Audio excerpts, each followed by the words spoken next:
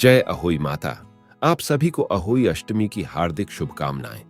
दोस्तों, कई वर्षों बाद एक दिव्य, दुर्लभ और अद्भुत संयोग में नवंबर के महीने में अहोई अष्टमी का व्रत रखा जाएगा। यह व्रत करवा चौथ के ठीक 4 दिन बाद आता है। दोस्तों, अहोई अष्टमी व्रत महिलाओं द्वारा अपनी संतान की लंबी आयु और संतान प्राप्ति की कामना से रखा जाता है और इस व्रत को पूरा दिन निर्जल रहकर करने की परंपरा है। दोस्तों, शास्त्रों के अनुसार इस दिन अहोई माता का पूजन होता है और इसे अहोई आठें या अहोई माता का व्रत भी कहते हैं। और दोस्तों, इस बार ये अहोई अष्टमी व्रत अपने आप में बहुत ही शुभ और फलदायी होने वाला है, क्योंकि इस बार कई सारे चमत्कारी योगों का निर्माण हो रहा है, जैसे कि अमृत सिद्धि योग, कुबेर योग, बुद्ध योग और सबसे बड़ा धन लक्ष्मी योग। दोस्तों, इन सभी योगों की वजह से इस दिन आप जो भी मनोकामना मांगेगी वो आपकी जरूर पूरी होगी।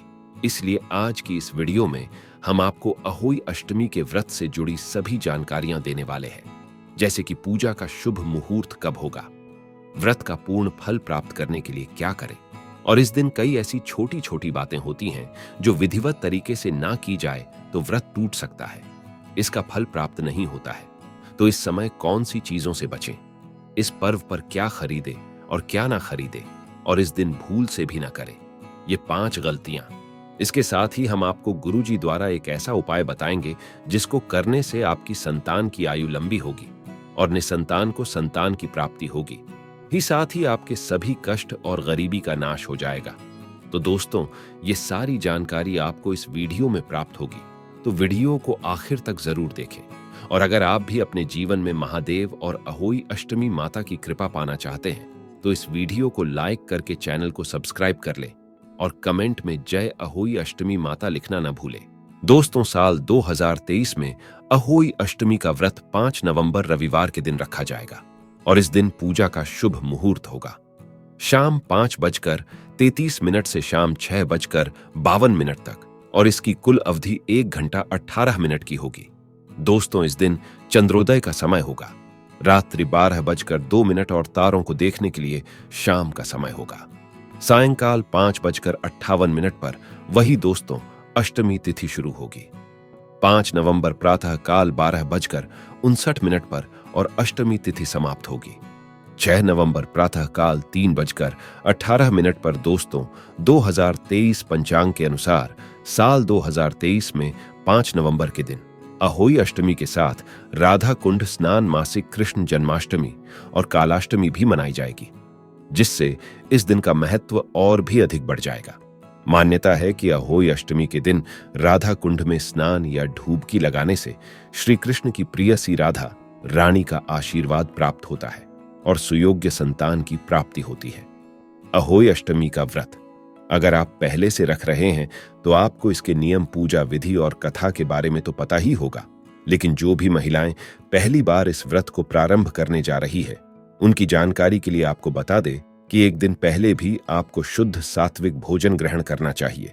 साथ ही जो अहोई अष्टमी का दिन होता है उस दिन कुछ ऐसे जरूरी काम होते हैं जिन्हें भूले से भी आपको नहीं करना चाहिए।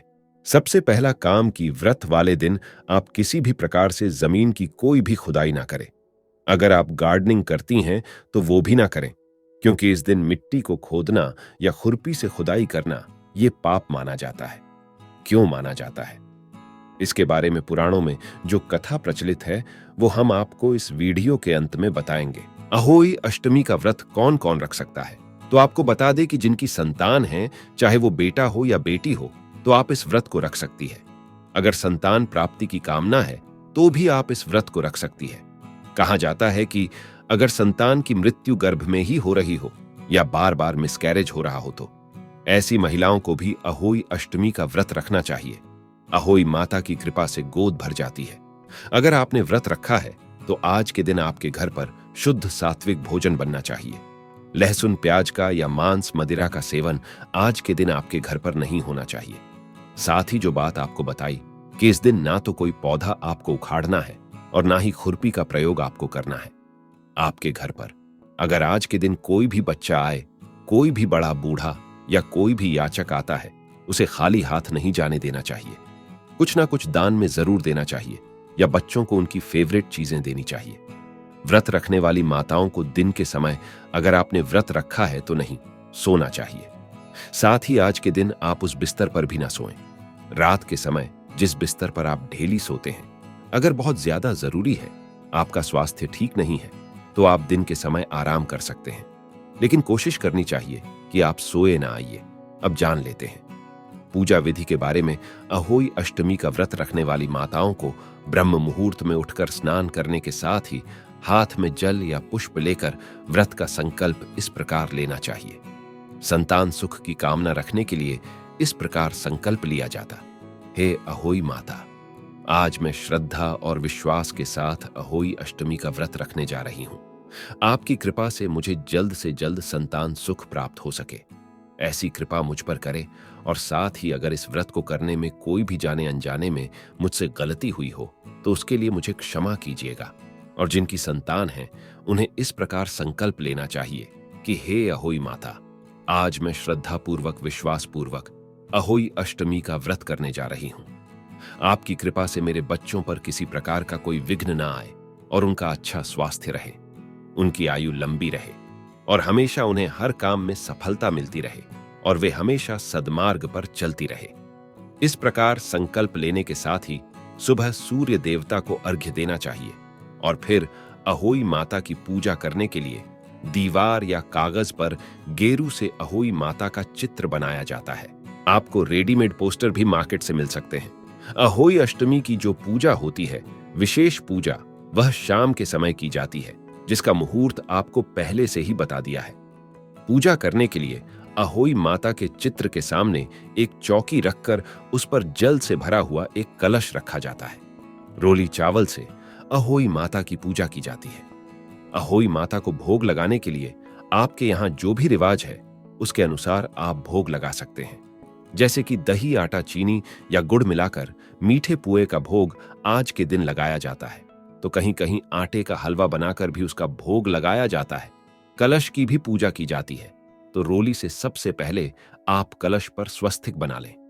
7 टीके आप कलश पर लगाएं और फिर हाथ में गेहूं के 7 दाने लेकर या 7 प्रकार के अनाज के दाने लेकर आज के दिन अहोई माता की कथा सुनी जाती है।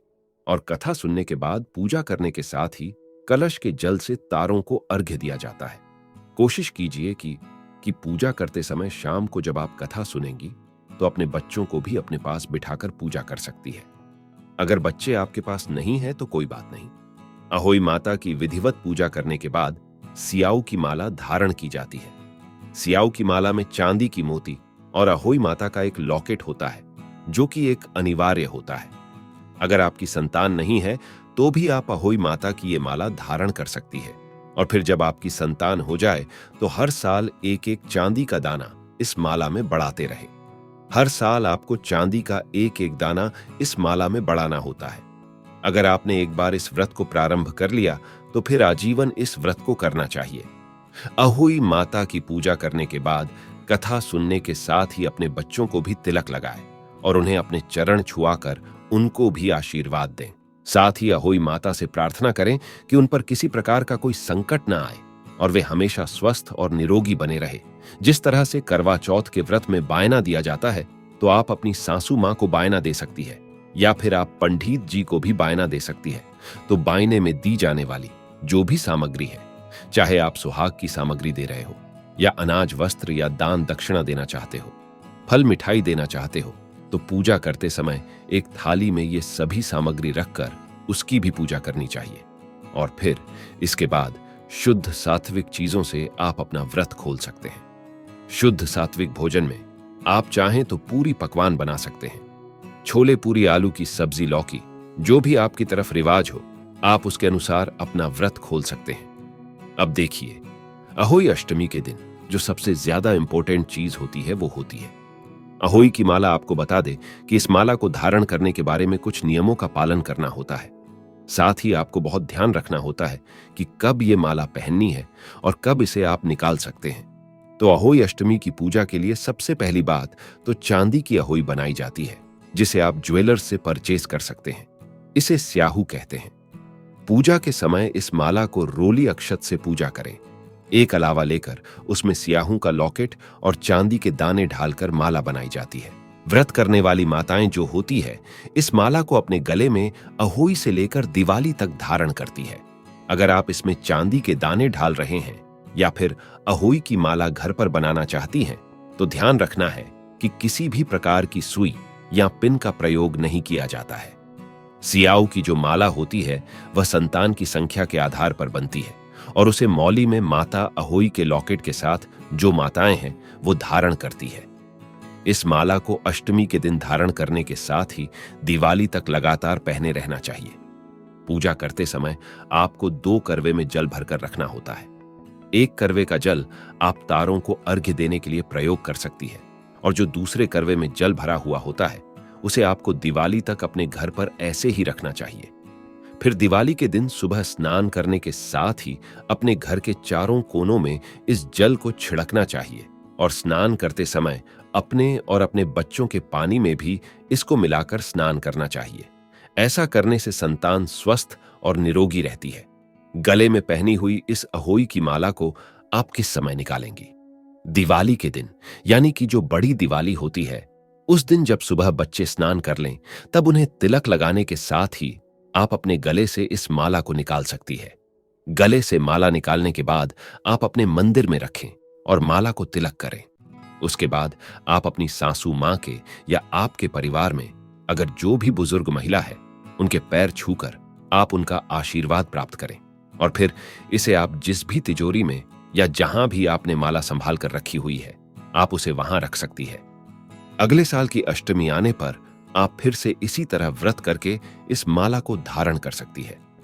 अहोई अष्टमी की व्रत कथा सुनते समय आपने 7 प्रकार के अनाज या जो गेहूं के 7 दाने अपने हाथ में लिए हैं उसे पूजा करने के बाद आप गाय को खिला दें। अगर गाय नहीं मिल पाती है तो आप पक्षियों को भी इन दानों को खिला सकते हैं। व्रत खोलने से पहले जो भी महिलाएं हैं उन्हें किसी ब्राह्मण को भोजन कराना चाहिए या फिर किसी गाय को गुड़ और रोटी खिलानी चाहिए। आइए दोस्तों, अब आपको सुनाते हैं अहोई अष्टमी की व्रत कथा, जिसको सुनने से ही आपको आपके व्रत और पूजा का पूर्ण फल प्राप्त होगा। एक साहूकार था जिसके 7 बेटे थे, 7 बहुएं तथा एक बेटी थी। दिवाली से पहले कार्तिक बदी अष्टमी का सांतो बहुएं अपनी इकलौती ननद के साथ जंगल में मिट्टी खोद रही थी। वही स्याहू की मात थी। मिट्टी खोदते समय ननद के हाथ से सेई का बच्चा मर गया।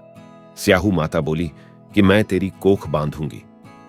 तब ननद अपनी 7 भाभियों से बोली कि तुमसे से मेरे बदले कोख बंधवाने से इनकार कर दिया। परंतु छोटी भाभी सोचने लगी कि यदि मैं कोख नहीं बंधवाऊंगी तो सासू नाराज होगी।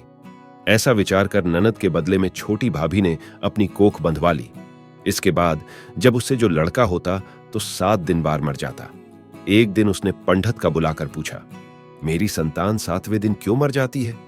तब पंडित ने कहा कि तुम सुरही गाय की पूजा करो। काली गाय स्याहू माता की भायली है, वह तेरी कोख छोड़े तब तेरा बच्चा जिएगा। इसके बाद से वह बहु प्रातः काल उठकर चुपचाप काली गाय के नीचे सफाई आदि कर जाती है। गौ माता बोली कि आजकल कौन मेरी सेवा कर रहा है, सो आज देखूंगी। गौ माता खूब तड़के उठी। क्या देखती है कि एक साहूकार के बेटे की बहू उसके नीचे सफाई आदि कर रही है। गौ माता उससे बोली, मैं तेरी सेवा से प्रसन्न हूं, इच्छानुसार जो चाहे मांग लो। तब साहूकर की बहू बोली कि स्याऊ माता तुम्हारी भायली है और उसने मेरी कोख बांध रखी है, सो मेरी कोख खुलवा दो। गौ माता ने कहा, अच्छा। अब तो गौमाता 7 समुद्र पार अपनी भायली के पास उसको लेकर चली। रास्ते में कड़ी धूप थी, सो वो दोनों एक पेड़ के नीचे गई। थोड़ी देर में एक सांप आया और उसी पेड़ पर गरुड़ पक्षी का बच्चा था। सांप उसको ढसने लगा। तब साहूकार की बहू ने सांप मारकर ढाल के नीचे दबा दिया और बच्चों का बचा लिया। थोड़ी देर में गरुड़ पक्षी आई जो वहां खून पड़ा देखकर साहूकार की बहू को चोंच मारने लगी। तब साहूकारनी बोली कि मैंने तेरे बच्चों को नहीं मारा, बल्कि सांप तेरे बच्चे को ढसने को आया था। मैंने तो उससे तेरे बच्चे की रक्षा की है। यह सुनकर गरुड़ पक्षी बोली कि मांग, तू क्या मांगती है? वह बोली, 7 समुद्र पर स्याऊ माता के पास पहुंचा दे। गरुड़ पंखनी ने दोनों को अपनी पीठ पर बैठाकर स्याऊ माता के पास पहुंचा दिया। स्याऊ माता उन्हें देखकर बोली कि बहन बहुत दिनों में आई। फिर कहने लगी कि बहन मेरे सिर में जूं पड़ गई। तब सुरही के कहने पर साहूकार की बहू ने सलाई से उनकी जुएं निकाल दी। इस पर स्याऊ माता प्रसन्न हो बोली कि तूने मेरे सिर में बहुत सलाई ढाली है, इसलिए 7 बेटे और बहू होगी। वह बोली, मेरे तो एक भी बेटा नहीं है, 7 बेटे कहां से होगे? स्याऊ माता बोली, वचन दिया वचन से, फिरूं तो धोबी कुंड पर कंकरी होऊं। जब साहूकार की बहू बोली, मेरी कोख तो तुम्हारे पास बंद पड़ी है। यह सुनकर स्याऊ माता बोली कि तूने मुझे बहुत ठग लिया। मैं तेरी कोख खोलती तो नहीं, परंतु अब खोलनी पड़ेगी। जा, तेरे घर तुझे 7 बेटे और 7 बहुएं मिलेगी। तू जाकर उजमन करियो 7, अहोई बनाकर 7 कड़ाई करियो। वह लौटकर घर आई तो देखा 7 बेटे 7 बहुएं बैठी है। वह खुश हो गई। उसने 7 अहोई बनाई, साज उजमन किए तथा 7 कड़ाई की रात्रि के समय जेठानियां आपस में कहने लगी कि जल्दी जल्दी नहाकर पूजा कर लो। कहीं छोटी बच्चों को याद करके रोने लग। थोड़ी देर में उन्होंने अपने बच्चों से कहा, अपनी चाची के घर जाकर देखाओ कि वह आज अभी तक रोई क्यों नहीं। बच्चों ने जाकर कहा कि चाची तो कुछ मार रही है, खूब उजमन हो रहा है। यह सुनते ही जेठानियों दौड़ी दौड़ी उसके घर आई और जाकर कहने लगी कि तूने कोख कैसे छुड़ाई? वह बोली, तुमने तो कोख बंधाई नहीं, मैंने कोख बंधा ली थी। अब स्याऊ माता ने कृपा करके मेरी कोख खोल दी है। स्याऊ माता ने जिस प्रकार बहू की कोख खोली, उसी प्रकार सबकी खोले। आइए दोस्तों, अब आपको बताते हैं उपाय जिनको आपको इस अहोई अष्टमी के दिन जरूर करना चाहिए। इन उपायों को करने मात्र से आपकी सभी मनोकामनाएं पूर्ण हो जाएगी, इसलिए एक बार इन उपायों को जरूर करके देखें। दोस्तों, ज्योतिष शास्त्र के अनुसार संतान प्राप्ति के लिए अहोई अष्टमी के दिन माता अहोई के साथ भगवान शिव और माता पार्वती की भी पूजा करें। पूजन में इनको दूध भात का भोग लगाएं। पूजन के खाने में से एक हिस्सा गाय व उसके बछड़े के लिए निकालें। फिर सायंकाल के समय पीपल के पेड़ के नीचे 5 दीपक जलाएं और मन में मनोकामना बोलते हुए परिक्रमा करें। ऐसा करने से अहोई माता प्रसन्न होते हैं और उनकी कृपा से आपकी मनोकामना जल्द पूरी होती है। दोस्तों, संतान प्राप्ति की कामना रखने वाले पति पत्नी एक साथ अहोई अष्टमी का व्रत रखें और उस दिन चांदी के 7 से 9 मोतियों को लागे धागे पिरोकर एक माला बना लें। इसके बाद उस माला को पूजन के समय माता अहोई को चढ़ाएं और संतान प्राप्ति की मनोकामना मांगे। पूजन करने के बाद माला को पत्नी के गले में पहना दें। ऐसा करने से माता अहोई का आशीर्वाद प्राप्त होगा। दोस्तों, संतान की इच्छा रखने वाले दंपत्ति अहोई अष्टमी से लगातार 45 दिनों तक भगवान गणेश को हर रोज बेलपत्र चढ़ाएं। साथ ही बेलपत्र चढ़ाते समय हर रोज ओम पार्वती प्रिय नंदनाय नम मंत्र का 11 माला जप करें। ऐसा करने से भगवान गणेश की कृपा से पति पत्नी की इच्छा जरूरी पूरी होगी। ऐसी धार्मिक मान्यताएं हैं। दोस्तों, अहोई अष्टमी के दिन शिव योग का निर्माण हो रहा है, इसलिए दंपति अष्टमी तिथि से लेकर भाई दूज तक हर रोज पारद शिवलिंग की ब्रह्म मुहूर्त पूजा पाठ करें। पारद शिवलिंग पर दूध चढ़ाने से संतान प्राप्ति का आशीर्वाद मिलता है।